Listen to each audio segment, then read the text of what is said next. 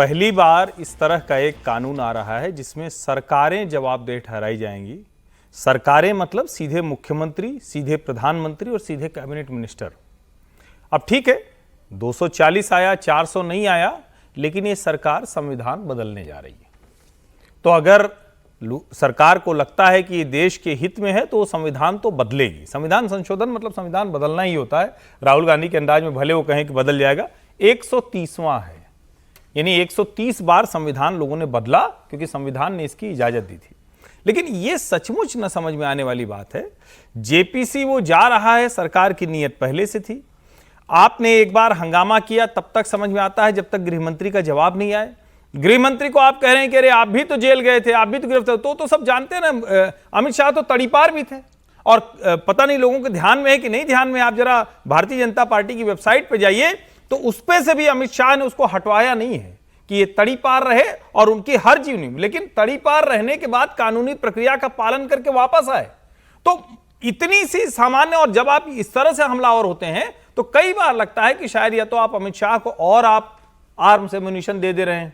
भाई आप उनको कह रहे हैं ना कि अरे भाई आप भी तो गए थे, तो बता रहे हैं कि हम तो नैतिक थे, तुम अनैतिक हो। यानी एक तरह से आपने अमित शाह को और हथियार दे दिया। और मैं फिर कह रहा हूं, जब जेपीसी में ये जा रहा है, ठीक है, तो इस तरह के विरोध की एक बड़ी अजीबोगरीब बात और हुई है। केसी वेणुगोपाल कांग्रेस पार्टी के नेता खड़े हुए और उन्होंने बहुत शोर हो रहा था क्योंकि तो बहुत साफ उनकी आवाज नहीं आई। एक तो जब सारे ऑपोजिशन के नेताओं को बोलने का मौका दिया गया, पहले ओवैसी, फिर मनीष तिवारी, फिर प्रेमचंद्रन जी, उसके बाद धर्मेंद्र यादव और केसी वेणुगोपाल। आप ही बोल रहे हैं और आप ही हंगामा भी कर रहे हो। केसी वेणुगोपाल ने नाम ले दिया नीतीश कुमार और चंद्रबाबू नायडू का। वो शायद ये कहना चाह रहे थे कि ये बिल उनके लिए, मतलब दबाव में लेने के लिए कि भाई अब तुम कुछ इधर उधर जाने की कोशिश करी तो फिर कानून राजनीतिक मसला है और इतनी राजनीति तो करने की इजाजत सबको होती है। राजनीति में आप ये सब तो करते ही हैं। ठीक है विजय जी, अब इसका भविष्य क्या है इन बिलों का? नहीं, अभी तो मुझे नहीं पता क्योंकि अभी तो बिल पेश ही नहीं हुआ है, मतलब गया नहीं है। कैसे, मुझे नहीं समझ में आई ये बात कि क्या हुआ है, क्योंकि लोकसभा अध्यक्ष को इस समय हाउस एडजॉर्न कर दिया, तो ये बिल के ऊपर तो अभी फैसला ही नहीं हुआ कि हाउस ने क्या फैसला। जेपीसी को भेजने के लिए क्या प्रक्रिया है? सरकार ने कर दी सिफारिश। सरकार ने सिफारिश करने से थोड़ी होता है। हाउस में तो अभी अप्रूव ही नहीं हुआ वो बिल। अभी तक तो सब विरोध कर रहे थे ना। सब विरोध करने का मतलब था कि बिल पर डिवीजन होगा। विरोध जो कर रहे हैं विपक्षी लोग, उसका मतलब था कि भाई बिल पे डिवीजन लाएगी, बिल पेश होना है कि नहीं होना है। इंट्रोडक्शन पर डिवीजन लिया जा सकता है। हाँ, बिल्कुल लिया जा सकता है। और इसीलिए वो उन्होंने छोड़ दिया। तो अभी तो वो बिल वापस आएगा जब बिल अप्रूव होगा कि भाई इसको भेज देते हैं, क्योंकि वो डिवीजन होगा तब भी सरकार का ही पक्ष होगा। अब ये बिल हाउस की प्रॉपर्टी तो हो गई ना?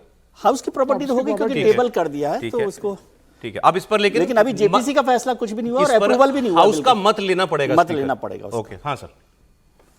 नहीं तो अब सवाल आपका क्या है? सवाल मैं तो ये जानना चाह रहा हूं कि इसका भविष्य क्या होगा इतना हंगामे के बाद। अभी तो इंट्रोडक्शन पर इतना हंगामा है। इसमें जो वेणुगोपाल जी ने जो तीर छोड़ा है वो बड़ा महत्वपूर्ण है, राजनीतिक तीर है। हालांकि जैसा कि सर जी कह रहे हैं, उन्होंने कहा कि चंद्रबाबू नायडू और नीतीश कुमार ये दो प्रमुख गठबंधन के सहयोगी हैं जिनके कंधों पर ये सरकार टिकी हुई है। तो उन्होंने उनका नाम इसलिए लिया कि भाई देख लो, तुम लोग सरकार के साथ रह के इस बिल को लाने जा रहे हो, ये तुम्हारे ऊपर निशाना है। यानी उनके अंदर एक डबल, उन दोनों नेताओं के अंदर जो है एक क्या कहते हैं, एक असहजता उत्पन्न करना, ये वेणुगोपाल जी ने एक राजनीतिक तीर साधा है। तो ऐसे में अब चंद्रबाबू नायडू चूंकि अगर जेपीसी में जाता है या उसमें जाता है, जेपीसी में अभी तो फैसला नहीं हुआ है, लेकिन अभी जाएगा जैसा कि सरकार की मंशा है, तो उसके बाद वहाँ कमेटी में उनके मेंबर भी होंगे। क्या व्यू लेते हैं, जैसे वक्फ वाला था, वक्फ वाले में आप देखिए जब वो जेपीसी में गया तो तमाम सारे संशोधन आए। वो अलग बात है, सरकार ने बहुत सारे संशोधन नहीं माने, सरकार माने या ना माने वो बाध्य नहीं होती।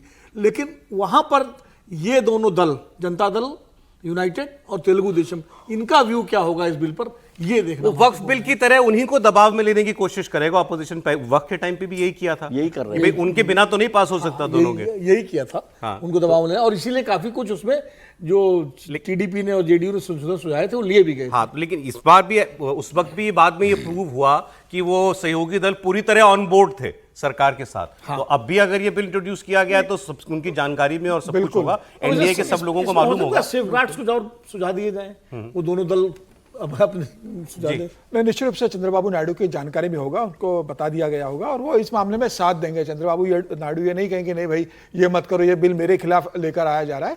ये बेसिकली पूरा इंडिया इसमें साथ रहेगा और ये बिल आना बहुत जरूरी था। आज अमित शाह जी ने इसको लोकसभा के अंदर पेश कर दिया और मुझे लगता है इस बिल का नाम भी अरविंद केजरीवाल का नाम जोड़ देना चाहिए था कि अरविंद केजरीवाल 130वां संविधान संशोधन बिल, क्योंकि जब भी 400 साल बाद इतिहास में कभी इस बिल की चर्चा होगी तो अरविंद केजरीवाल का नाम आएगा। आप क्यों एकदम तो लोग नहीं, पूछेंगे कह रहे ना, हैं जैसे नमो रेल चलती है तो नरेंद्र मोदी से जोड़ देते हैं। नहीं, केशव नारायण भारती, केशवानंद भारती तो लोग जानते हैं ना।